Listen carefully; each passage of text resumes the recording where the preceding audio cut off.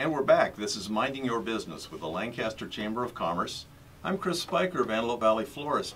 Aaron Goldstein, co-host. How you doing? Doing pretty well. Happy Saturday. Happy Saturday. Hey, how's everything in the world of Goldstein Digital? Everything is busy. Yeah. Lots of new stuff going on. New stuff. Thanks again for putting together that video, our trip to Bakersfield. It was a good video. It was We fun. made a guy spit fire. It was awesome. We went out to lunch, and the guy, Aaron put a little flame in him after we had dinner at the Mexican restaurant. It was pretty funny. Yeah, that was my reaction. Aaron, who's our next guest? Our next guest is Bob Finberg, Lancaster Insurance Services. Hey, Bob. Hi, Chris. Hey, you've been in the insurance business for a while. Yes, sir, I have. Pretty good at it? I think I'm pretty good at it. I started here in 1972. I often tell people I was only 2 or 3 years old then, but I was going to say, that's not they let true. high school students open insurance agencies? No. Oh, okay. So I came up here in 1972 for 6 months, and I'm still waiting for the 6 months to be over, Chris. You know, a lot of people came here for a short amount of time. I agreed to take on an office for a financial services company, and at the end of the 6 months my children were in school, and you just can't pull them out of school. So my wife said, well, maybe we could do something else for another 6 months till school's out. And I happened to walk next door where there was an insurance agency and a brand name company, and they hired me right away.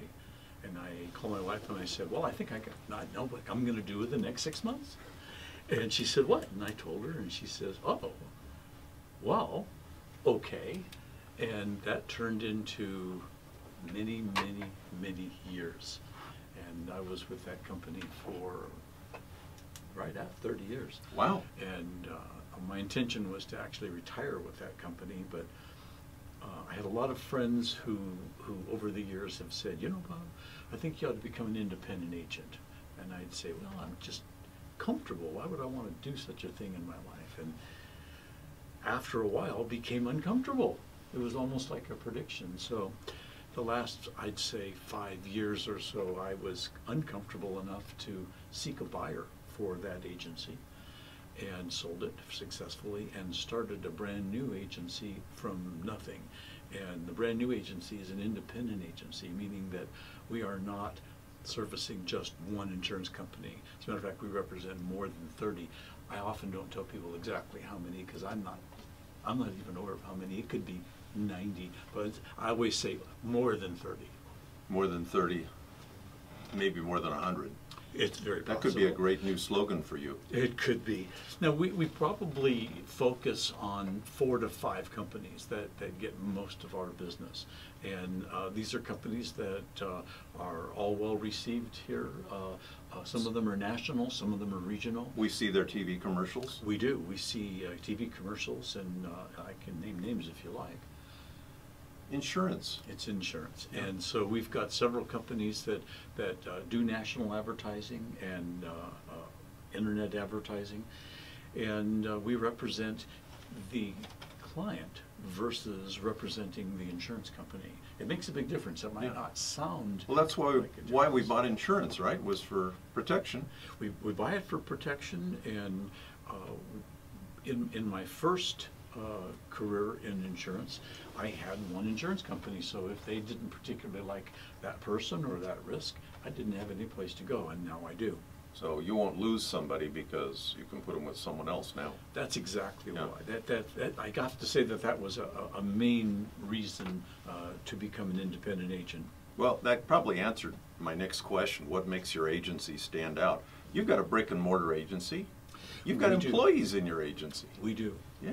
You know, there are 3 full-time property and casualty agents in the agency, a part-time customer service representative, and a commission agent who works on business insurance, commercial insurance, which is really my specialty, Chris.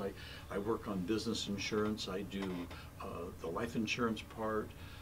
I do the retirement annuities part, and I do the health insurance part, and that's a real mess still. That's got some fixing to be done. Yeah. Hopefully it gets fixed in all the the right ways. Yeah, yes, and it's not going to be an easy fix, nor do I think it's going to be an overnight fix. Well, how do you keep up with the ever-changing world of insurance? Well, you know, I belong to several organizations that offer us news. I go to several meetings a year with large national organizations, and I read a lot. I do an awful lot of reading. I get a lot of correspondence from my insurance companies and from independents in the insurance business. There are rating companies out there that are independent of the insurance company, so we get a lot of information that way. We get an idea of what's coming up. Off the subject, Yes, sir. how did you ever get hooked up with Jim Greenleaf? Well, Because pretty that's soon he's interesting. going over there, he's talking with you, and you're doing interviews, you're making videos Yes. that are up on YouTube.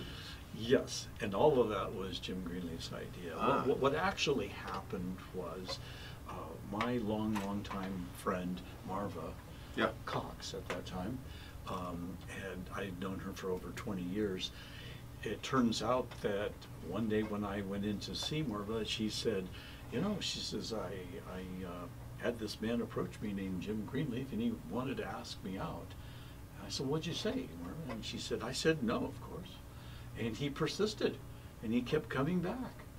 And I don't know how many times he came back before Marva said, okay, well, we can go out and have coffee or something like that. And it wasn't very long, and they were dating. Yeah. And it wasn't very long after that, they got married. Yeah. So right about, well, maybe 2 months, a month or two after they got married, Jim said something to me about, gee, why don't we do some social networking? And he had some special words for this. I think he called it socionomics. Yeah, there you go. Did he make that one Oh up? yeah, Yes. he made it up. So And that's a good one for, like, most business owners go, oh, what's that? what's There you go. socionomics? Yeah. And so I said, what is that? Yeah. And he said, well, what we'll do is we'll open up a business Facebook page for you, and we'll start taking videos and interviewing you. And I said, well, what will all that lead to? And he said, well, it could lead to more business for one thing, and getting your name out there. And we started doing the videos, and it had a way of changing over time. And it got to the point where we have been posting 3 and 4 videos a month. Yeah. And the response was good. And one of the first things that I noticed, Chris, was that we were getting people who phoned us and said, I found you on a Google search. Now, Wow. that Yeah. was a game changer. Yeah. Because that was the goal. Get people to type in the word insurance and have us come up as a choice.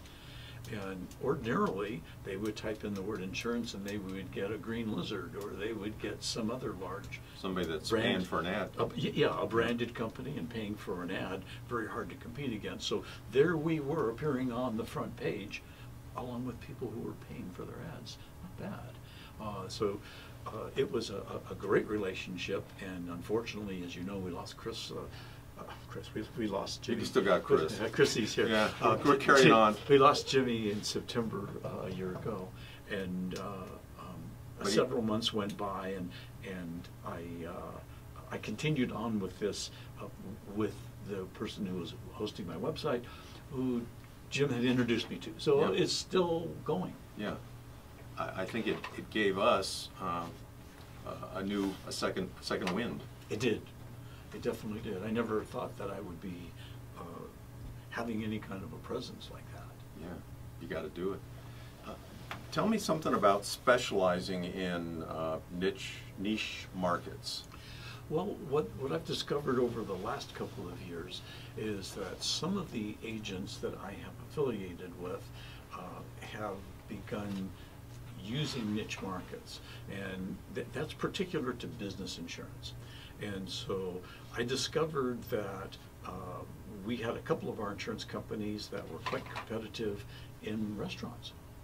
So we started contacting restaurants, and in the first few months we wrote 9 restaurants. Wow. That's niche marketing. That was easy. It wasn't easy. No, it wasn't easy. We focused on on that because we saw it was working.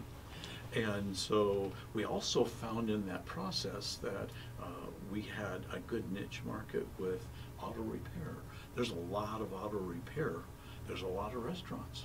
And another interesting thing happened. It was sort of just one of those good things in life, and I got a phone call. Maybe she found me on Google, I don't know, I think she did, and she said she wanted to do some telemarketing for me, and I said, well, I'm a marketer and I'm always testing. I said, so let's test it for 30 days. There you go. And she says, I'm willing to test it for 30 days. So Wow. she started testing it, and sure enough, we went on to the next month and the month after that, and it'll be 2 years in March. And she's been phoning these places for me to talk to. Great way to find a job. Isn't it? Let's just try it for a month. Let's just run the try it numbers, for a and month. if I can make numbers, then If I can make this work. And what we would do is we would see what was working and what might need some changing. And we did that. We made some changes. And so over time, we've now landed on some concepts of what kind of businesses we want to contact. She makes first contact with them. She sets up an appointment, and we go out and visit with that business owner. wow. Something you never knew. No. You thought it was just going to be a I always thought I was a general insurance agent. Hey, never, always new tricks. Always new tricks. Got to be open to it. Bob Finberg, Lancaster Insurance Services, over at 10th West and L8? L10. Yes, L10. Suite 107, can't miss it, 726-1337. Thank you very much for coming in. Oh, you're welcome. Thanks for having me, Chris. Thanks for supporting the Lancaster Chamber. Oh, absolutely.